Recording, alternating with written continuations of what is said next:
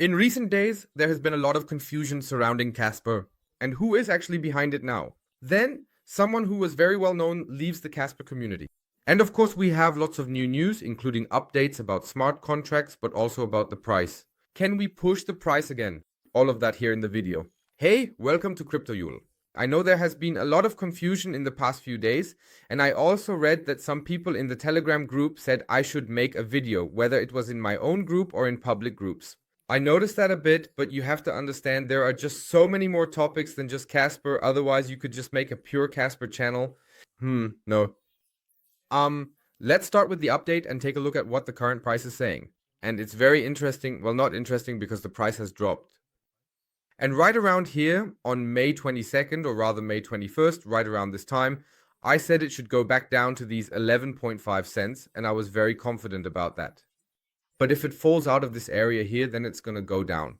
And look at what happened exactly. It broke down again from these 11.5 cents, didn't touch the 12 cents anymore, so it didn't go down further.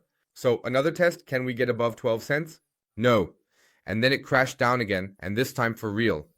A new regression channel even had to be drawn, and it's negative. But we're trading at its upper point at 8.8 cents.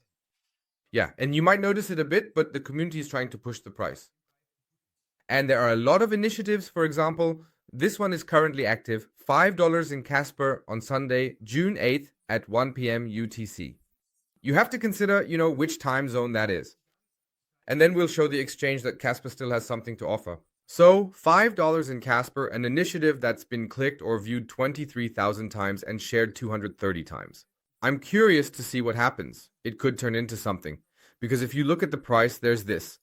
Kaspa Daily said that if the Kaspa price reaches 10 cents, that is 10 US cents, short positions worth over 33 million will be liquidated on Maxi alone.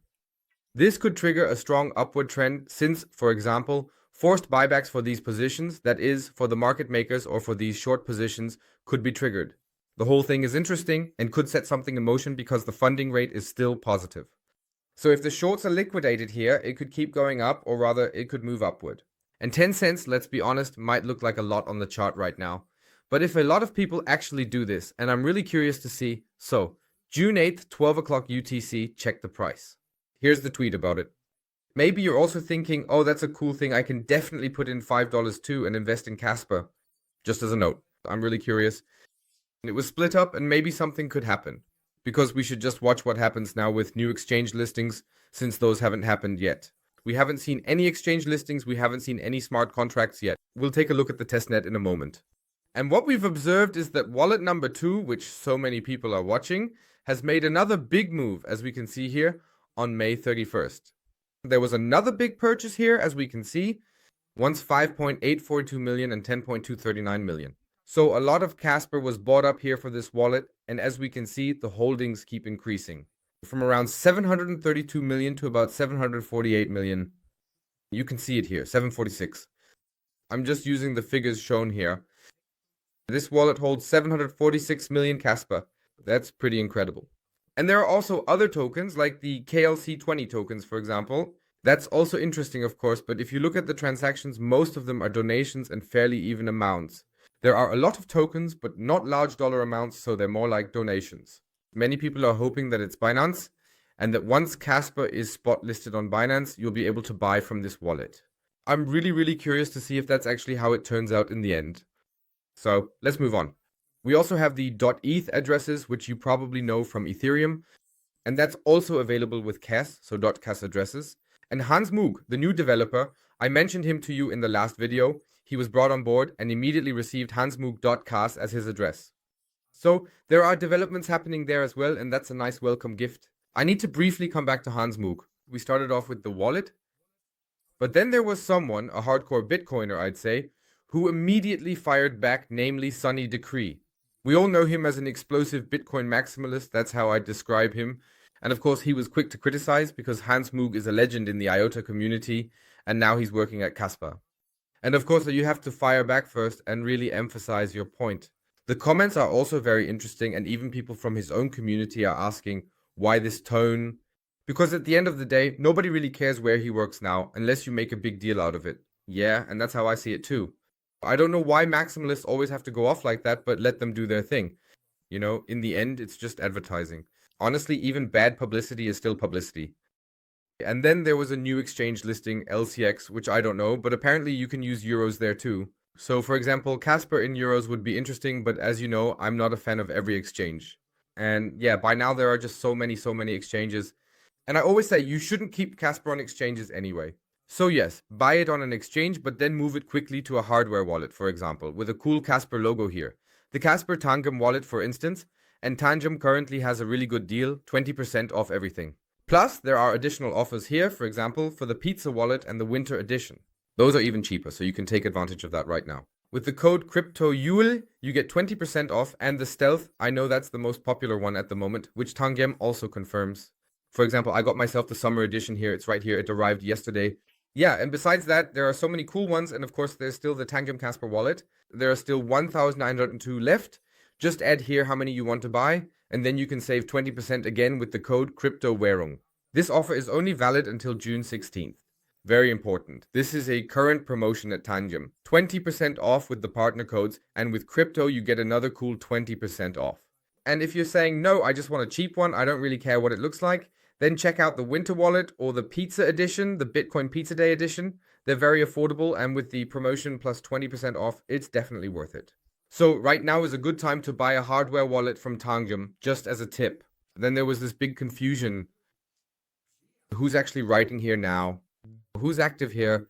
And who's leaving Kaspa now? There's really been so much going on in the past few days, and I can understand why the community is a bit confused. First of all, at the Kaspa Eco Foundation KRF, there was a new website where you can take another look at everything.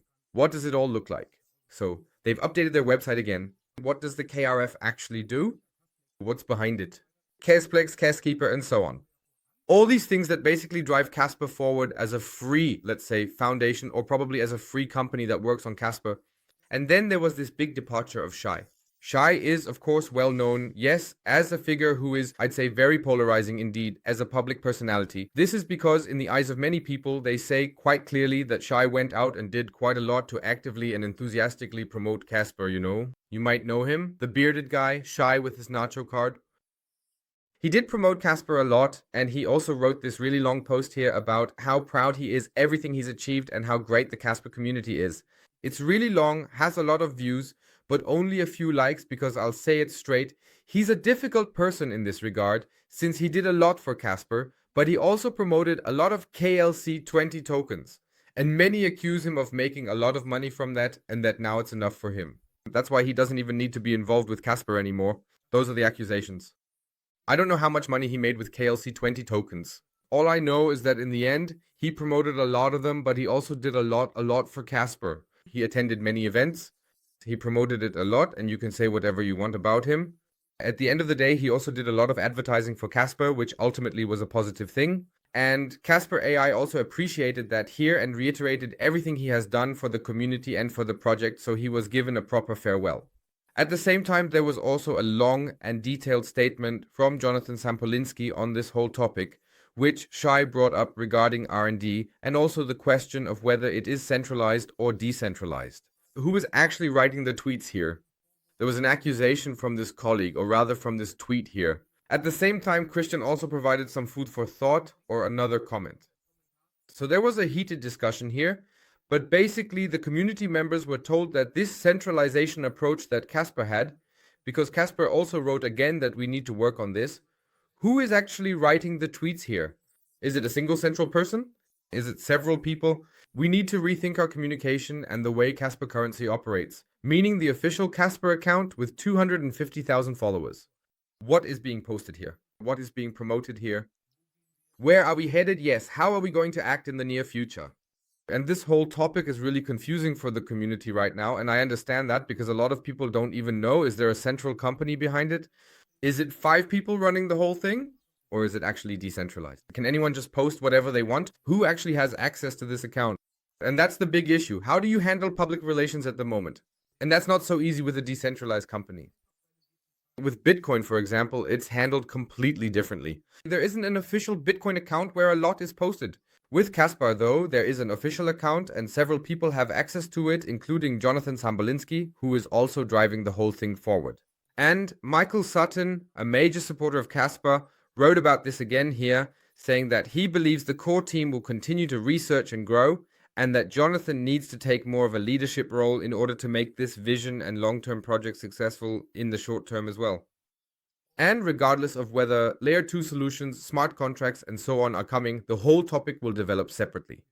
But overall, the big vision of Kaspa remains, and at the end of the day, Jonathan Sambolinski should focus more on that.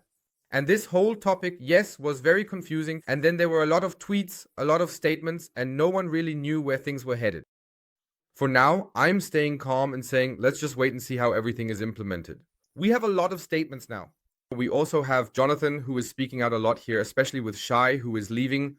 At the end of the day, he's gone, left behind some criticism, but he was also a personality, as you could see from the likes, who sometimes liked to create uncertainty, because he would say something without maybe thinking it through beforehand or discussing it with others. So it's still not entirely clear how things are going here in the community. He's gone now, but maybe Hans Moog is here instead. You could say it balances out. But I'm really curious to see how things will continue. We don't know. Now, work needs to be done on communication, on public image, and then of course the price can also move, because at the end of the day, things like this also have an impact on the price or are at least a topic. So where should you buy Kaspa Spot now? And that's a big question. Nobody knows. Many people, yes, still want Maxi, but Maxi has this major criticism. I've also criticized Maxi myself, especially when it comes to Kaspa. And yes, that's why I'm telling you, take a look, check out BitGet. I'm also active on BitGet and I've promoted it several times before. With BitGet, you can register. You get a bit of cash back with the link in the video description. Additionally, you can easily buy Kaspa here, currently via spot trading. At the same time, you can also trade Kaspa futures wherever you feel like it. But as I said, you can buy spot here and then, for example, send it to your hardware wallet. Just sign up at BitGet and you can even get a welcome bonus of $6,200 here. Plus, they're a La Liga partner, so they do advertising as well. That means if they have advertising activities, this exchange is likely to be around for a while. So, spot trading, buying Kaspa, go check out BitGet. The link is in the video description and you'll get a bit of cash back at BitGet as well. Next, we'll touch on some smaller topics like the KRC20 tokens and something else, the burn address. There was also a topic, namely how many clowns are actually in circulation. Because there are burn addresses. So, burn addresses mean you send your Kaspa there. It's like a donation to the entire Kaspa community because that Kaspa is gone. No one has access to this burn address and no one has any way to get that Kaspa back. And this is the burn address. This is what it looks like and you can take a look at it. And people really do send things here. Here we see on May 14th, almost 1 KAS. Here, 5 KAS. That's really just a few cents, but it's a donation to the community. You can see it that way. And by now, there are 11.22 million KAS on it. So that's the equivalent of almost $1 million sitting here at the current value of 8.8 cents. Wow, that's crazy, isn't it? Just think about how many people simply send something to the burn address here, which can be seen as a donation to the community. Now let's move on to the topic of KRC20 tokens. And KRC20 tokens could very likely soon be transferred entirely to the smart contracts directly on Kaspa, and then, well, would they still be called KRC20 tokens? That remains to be seen. Currently, everything is on the testnet, and Casplex has written all of this. Right now, the topic of Layer 2 is being tested on the testnet. So, you can participate in the testnet here if you want to join in. These are the network names for transactions if you want to be part of it. And then you can do a bit of bridging from KAS to native test tokens. That means on this testnet you can get KAS. You switch or trade these into the native test tokens, and then you can experiment a bit here with EVM wallets, for example MetaMask. That's why this is here, since you can add it in MetaMask. You can try things out a bit here, and there are already the first KRC20 tokens, which will very likely be traded back and forth on this layer 2. And all of this is being prepared. There are already the first NFTs. Maybe you've noticed that. There are the first or the next new KRC20 tokens that are currently being traded, and all of this will probably take place on the SiloSwap platform. And there's also the Seal token, which will go live there. So, for anyone interested in this testnet, here you'll also find all the addresses for it, so if you're up for it, you'll find the links, of course, in the video description, so you can just check it out and see if you're interested, if you want to participate in this Kaspa testnet with Casplex testnet Seal Swap. This is what it all looks like. Here are all the test tokens. They're the same ones, and they'll probably all end up here. Nacho, Kangu, Kaspa, and all the others are represented here and will very likely be coming to this layer 2 soon, once it goes live. And as I already mentioned about KRC20 tokens, there were some new ones, namely Pluto, Maybe you noticed Pluto has gone up by 178%, but its value is still extremely low. All of this happening through the Telegram bots and so on. So it doesn't even show up here at the top because its price is still so low, but it did get a bit of attention. There was a new token. But in general, there are always a lot of tokens being traded here. If we look at the 24-hour volume, we see Nacho Bird, Kangoo. There's still a bit of volume there. It's not a million, of course, but it's something partly because they're also listed on some exchanges. For example, BitGet has also listed a few of them. So the topic of KRC20 tokens isn't dead, but it has really flattened out to just this subject. And many people are now waiting for Layer 2 on Casplex, or rather on Kaspa, on the Kaspa block deck as Layer 2. I'm very curious to see when it will arrive. A lot of people are really looking forward to it. So the conclusion of the video, what's the current situation? The price is so-so. There could still be more happening. June 8th, buying action. Everyone $5. I think you can spare that. I said 12 o'clock, right? Actually, it's 1 p.m. UTC, sorry. 1 p.m. UTC, then convert that to our time zone. The difference is 2 hours ahead of UTC with daylight saving time. So add 2 hours, then check the price June 8th and maybe join in. Could liquidate shorts, and these shorts could then lead to a price jump. It remains exciting. Let's keep an eye on it. The confusion in the community, I can understand it. It's really difficult right now. You have a guy who leaves scorched earth behind because he throws something else in there, so to speak. And the community, well, somehow it's true. On the other hand, you have statements like, yeah, how do we handle public relations? What are we doing? Who's actually writing here?